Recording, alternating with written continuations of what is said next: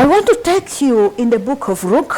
Nagira ngo tujye mu gitabo cya Luka. Luke chapter 13. Ibice 13. We are going to read from just verse 10, just a few verses there. Hari mirongo mikeya reka duhere ku wa 10. It says, on a Sabbath, Jesus was teaching in one of the synagogues, and a woman was there who had been crippled by a spirit for 18 years. She was bent over and could not straight up at all. When Jesus saw her, he called her forward and said to her, "Woman, you are set free from your infirmity."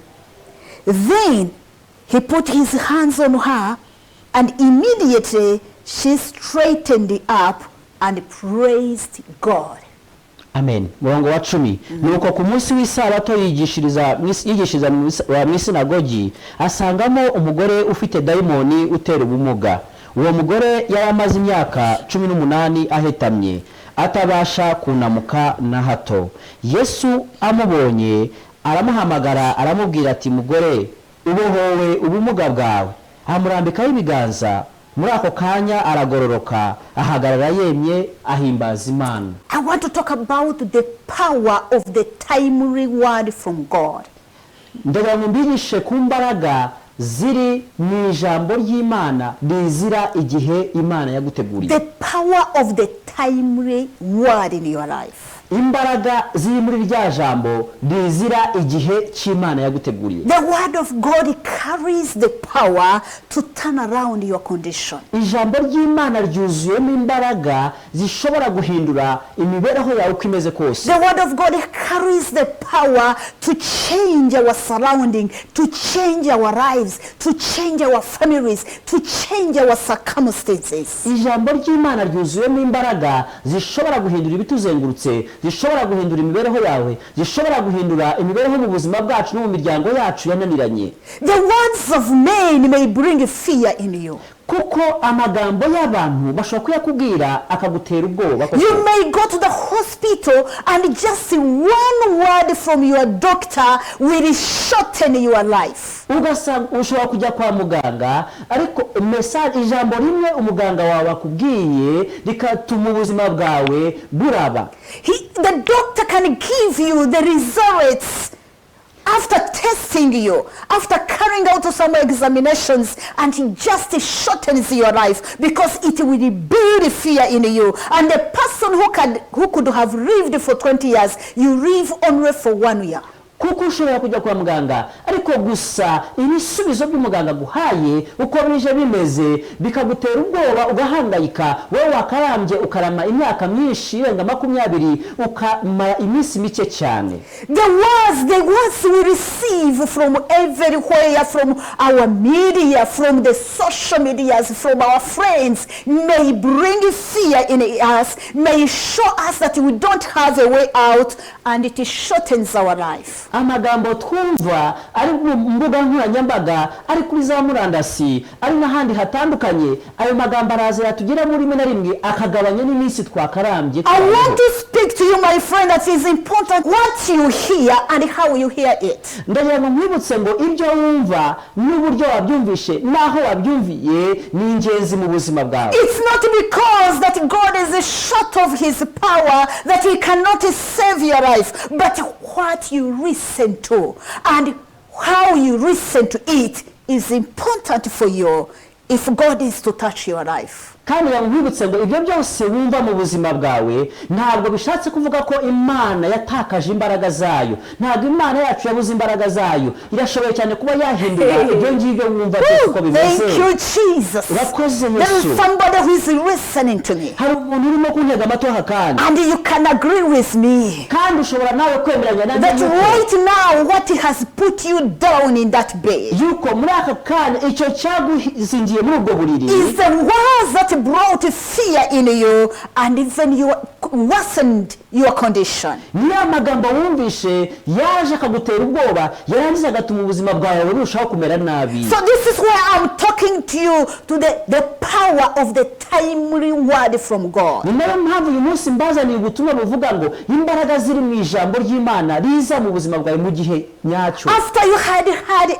everyone, nyuma y'uko umaze kumva iby'abandi bose, after you have listened to all negative things people tell you, nyuma y'uko wumvise amagambo y'urucantege mabi abantu bakubwira, after you have received, a negative report from your doctor, nyuma y'uko wumvishe ibisubizo bitari byiza biturutse ku muganga wawe, after you have heard from your relatives, nyuma y'uko abavandimwe bawe nabo hari ibyo bakubwiye, even after you had followed the news on the national TV and the national radio, and everything you have heard is just negative to your ears. na nyuma y'uko wumvishe amakuru ari kuri televiziyo y'igihugu, ari kuri radiyo y'igihugu, no handi hose haturuka amakuru mu bitangazamakuru bitandukanye, ukabyumva ukumva amagambo aturukaho, It doesn't mean that there is no word that can revive your life. ibyo ntabwo bishyiraho akadomo ku buzima bwawe ngo bivuge ngo nta jambo na rimwe rihari ryazamura ubuzima bwawe bukazahuka. Yes, the word of God is a reviver. reka mbibutse ngo ijambo ry'Imana riratuzura. The word of God revives even the dead people. ijambo ry'Imana ryongera rikazura n'abamaze gupfa. Here we are looking at a woman who had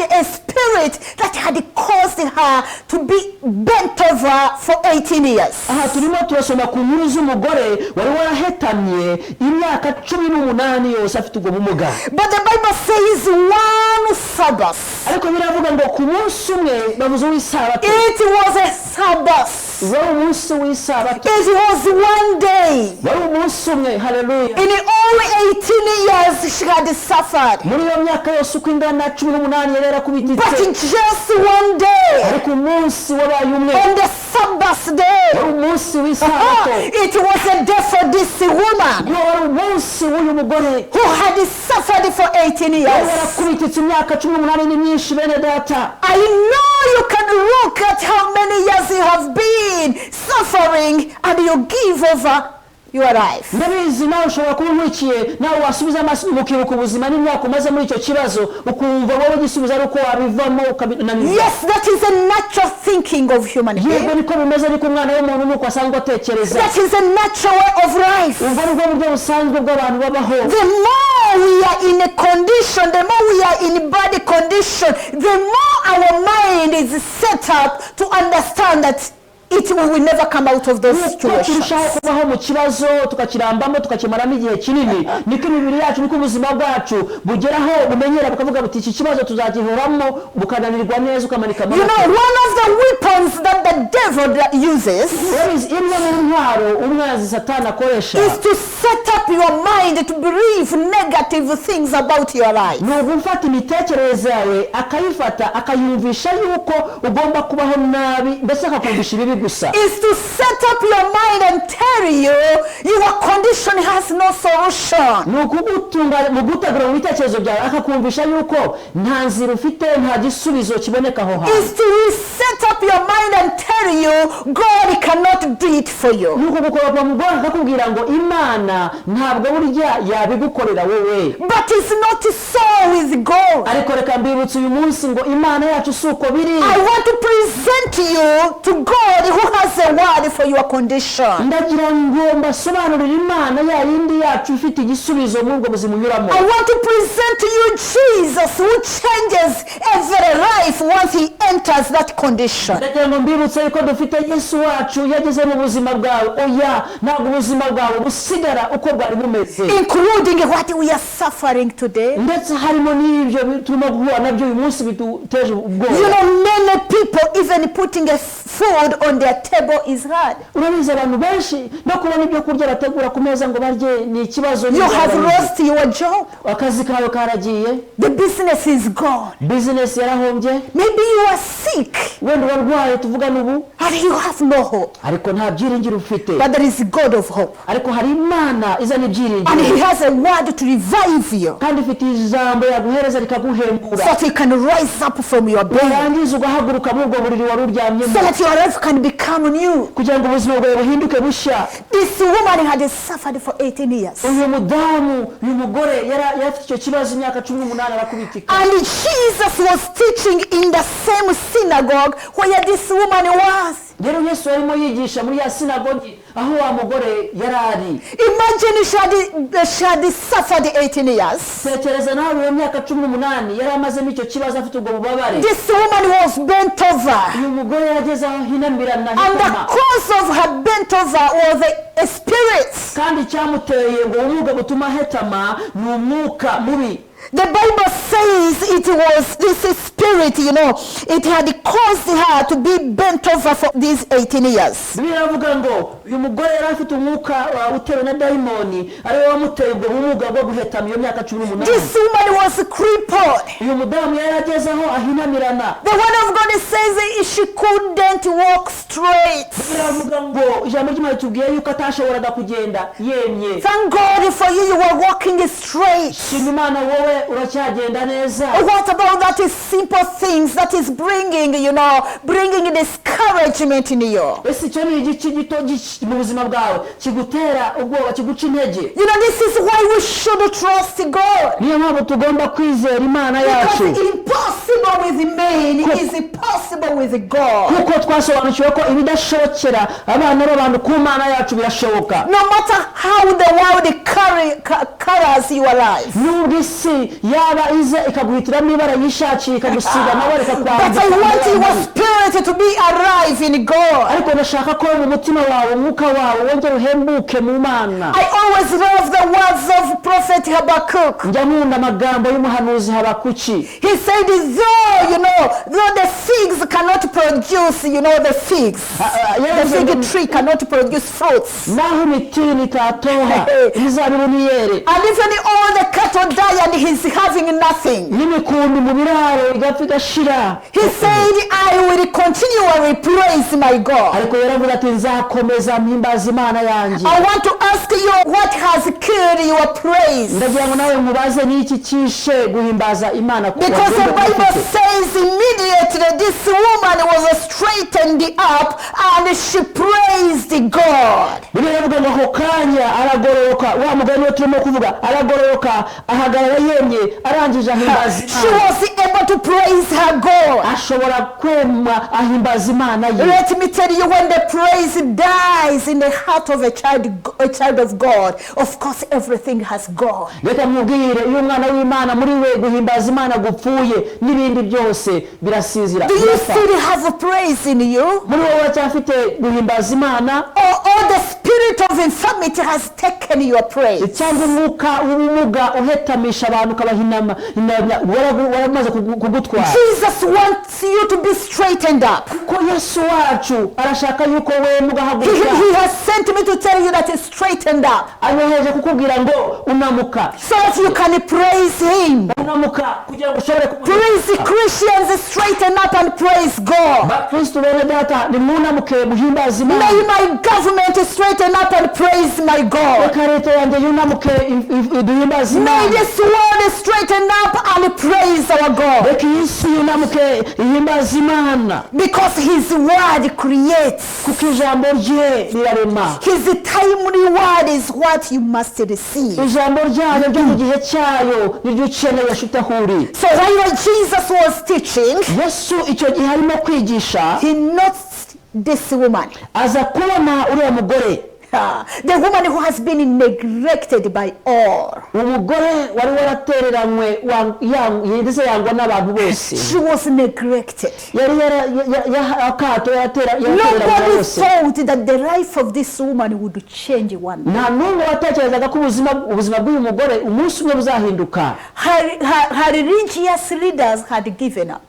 Bene se bahuje gusenga mu kwizera bene dini bari barabivuyemo. I mean her religious leaders, her pastors. Abayobozi b'idini bari baramurekeye aho. Her pastors. Abapasteri be. Please listen to me. The pastors of this woman had given up over with her. Nyumva neza n'icyo cyumvo gitega amatwi. Abapasteri b'uyu mugore bari bararekeye aho. No one was ready to pray for her. nta n'umwe wari witeguye gukomeza Because whoever could look at her condition kuko buri wese warebaga ikibazo n'ubuzima arimo could say this woman has been like this for many years. yewe uyu nguyu niko yabaye imyaka 18 yashize amaze gutya. Let me tell you, reka nkubwire nshuti, God knows no time. Imana nta gihe na kimwe kikumira. It is not how long or how many years you have been in the similar situation that determines that you can die in that similar situation. ntabwo imyaka umaze muri icyo kibazo ariyo isobanura yuko uzagwa muri icyo kibazo kikaguhitana nshuti. But one day, ariko umunsi umwe, and can be a day like today, kandi bushobora kuba umunsi umwe nk'uyu munsi. are you believing God? wizera mu Mana. Are you believing Jesus? nawe wizeye Yesu. Do you believe that God can change your situation? wizera ko Yesu yahindura This imibereho yawe. woman was ready to receive her word. uyu mugore yari yiteguye kwakira ijambo rye. And when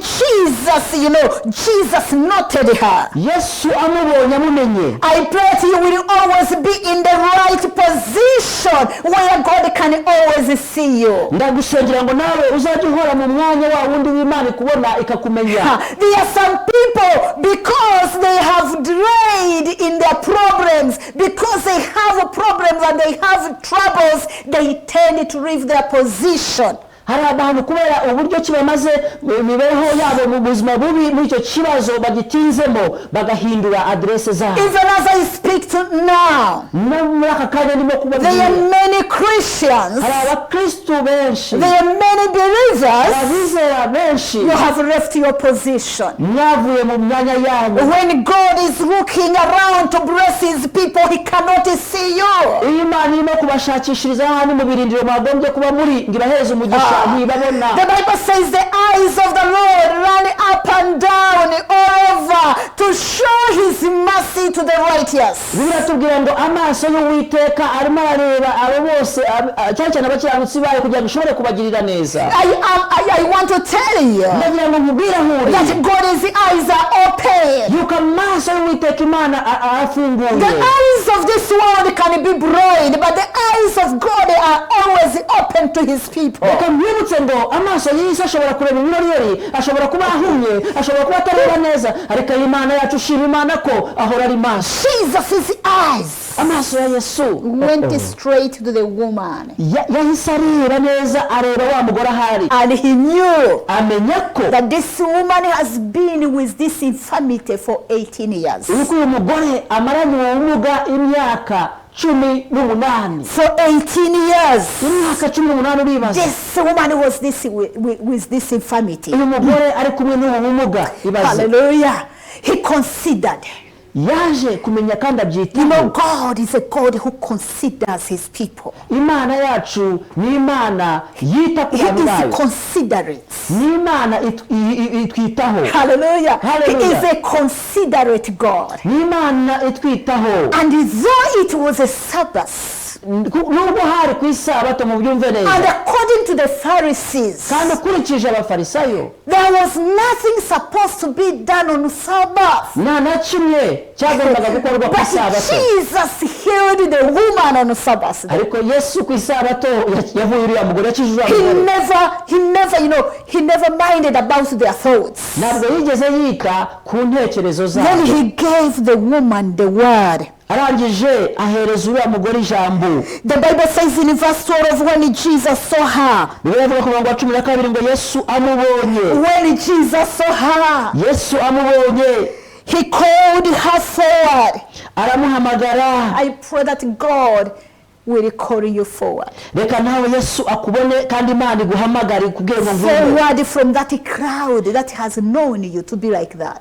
Imana ikubwira iti ngwino tambuka uze imbere uve muri ya mbaga yindi yari kuzi mu cya kibazo. Forward from your family members. utere intambwe uve hahandi umuryango wari ukuzi. Forward from the common people. utere intambwe uve hahandi mu bantu basanzwe I pray you become noticed by God. ndasenga ngo wowe ibyawe bimenywe n'Imana. There was something special with this woman. hari Something special with this woman. hari ikintu cyane kidasanzwe kuri uyu mugore. I believe there were other people who were suffering in this synagogue. ndimo ndahamya ko hari abandi bantu bari bafite ibibazo muri iyi sinagogi. But something special special with this woman. ariko hari ikintu kidasanzwe cyari kuri uyu It's mugore because of her courage. ni ukubera kwa jambaraga zo gushira amahanga kwe It's because of the faith she had. ni kwa kwizera yagiraga Because the faith is the one that made her to keep on going to the synagogue despite the condition she was ubwo in. kwizera yari afite imbere muri we niko kwamusunikirizaga guhora ajya mu isinagogi atitaye ku bibazo yari afite How many of the believers today, ni bangahe mu bizera uyu magingo just aya because of COVID-19, kubera covid-19 yonyine because of what is happening around, kubera ibintu byaguma mu rugo you n'ibintu have kuba abandoned your position. mwavuye mu myanya You have yanyu abandoned your first love. mwavuye urukundo rwanyu rwa mbere You no rwaracogoye longer love God. ntabwo mugikunda imana You no longer want to serve God. mugishaka You no kuyikorera longer want to preach the mushaka gospel. kubwiriza You no ubutumwa longer want to give in the house of God. mushaka kugira icyo mutanga mu nzu You have y'Imana. abandoned your position mwataye imyanya yanyu ibirindiro byanyu because you mwabivuyemo claim that problems are many. kuko muhora mutaka muganya berega ibibazo ni There is byinshi a God who is never limited by your age. ariko reka nkubwire hari imana yacu He's itagikumirwa never n'imyaka limited by your condition. ntikumirwa n'imyaka He's ufite mu never kibazo limited by the years, the many years you have spent in that same condition. ntikumirwa n'imyaka umaze uko ungana kose muri And icyo God kibazo wants n'ubwo to buzima set your life ariko free. imana nyamara ikabigambirira kukubohora So Jesus called the woman forward yesu ahamagara wa mugore and he spoke a word. amubwira ijambo I pray that you receive the word. ndasenga ngo nawe ugire ijambo ubwirwa Woman, you are set free from your infirmity. aramubwira ati mugore ubohowe ubumuga bwawe Hallelujah. yesu ashimwe Woman, you are set free from your infirmity. mugore ubohowe ubumuga bwawe To the people who have no faith, ku batagira kwizera rero they can say, those are words. bashobora kuvuga ngo ariko ayo ni amagambo gusa We are used. ayo ni amagambo You know, twarayamenyereye all the time you say you are used to the word of God, you will never receive from the word of God. reka nkwibutse inshuti yanjye nkwibireho ibanga ngo igihe cyose wumva yuko ijambo ry'imana urifitiye akamenyero urimenyereye ntabwo ryagukorera All the wowe time you look at the preacher and you say, those are the other preachers. igihe cyose urebye abavugabutumwa ababwirizabutumwa abakozi b'imana ukavuga ngo bariya ndabazi ni ababwirizabutumwa You will never taste the goodness of the Lord in your life. wowe ntabwo uzigera urya ku byiza by'imana mu The buzima word of bwawe God carries the power to heal you and kuko to set ijambo your life ry'imana free. ryuzuye imbaraga zo kugukiza icya kabiri rikakubohora I pray in the name of Jesus. ndabasengera mu izina ry'umwami wacu risumba andi mazina Let your yesu tears be taken away from you. reka ahari amarira akurweho Let your akurweho. misery be taken away from you. reka agahinda kawe n'imibabaro yawe Through the bikurweho word of God, binyuze mu ijambo ry'imana receive the power mwakire imbaraga to rise up, zo guhaguruka to straighten up. zo kongera kweguka I pray for the kunamuka anointing of God ndasenga ngo reka amavuta y'imana that can straighten up every condition in your life. ashobora gutuma wunamuka muri cya kibazo wari urimo Yes, there are so many things that make us to walk bent over. yego hari ibintu byinshi bituma tugenda duhetamye So many things creep our mind. hari ibintu byinshi cyane bituma ubwonko bwacu bumugara Fear can creep your mind that you no longer, think straight. ubwoba bushobora kumugaza ibitekerezo byawe ntukomeze gutekereza neza Problem can creep your mind ibibazo bishobora guhinamiranya imitekerereze that you yawe no longer think straight, that anything can change in aho your life. udashobora gutekereza neza nk'uko bisanzwe yuko hari I icyashoboka pray muri for wowe you today. ndagusengera wowe uyu munsi Just stretch your hand towards your screen. rambura ibiganza byawe kuri ekara yawe There is a miracle taking place. hari in your life. igitangaza kigiye gukoreka nshuti yanjye Mentally, physically, spiritually, something is changing in your hari life. ikigomba gukoreka mu mitekerereze mu myumvire mu buzima bwawe Because Jesus is the same. kuko yesu ni umwe uko yari ari Yesterday, today, and forever. ejo n'uyu munsi n'ibihe biri I imbere release anointing of God ndabasengera ngo amavuta y'imana amanukire ubuzima bwanyu that straightens up every gutuma condition. mwunamuka mukava mu bibazo byari I byarabitamishije bless you mbasengera umugisha in Jesus' mu name. izina rya yesu Amen. amen God bless you. mani bahe umugisha See you. Please like and subscribe to our YouTube videos. A big and special thanks from our hearts to all our partners and friends from all over the world for your continued support towards the work of God. The anointed woman of God, Pastor Jolie, never stops to pray for your joy, happiness, and peace to your families and in your daily lives. Welcome to the Life Changing Power Program.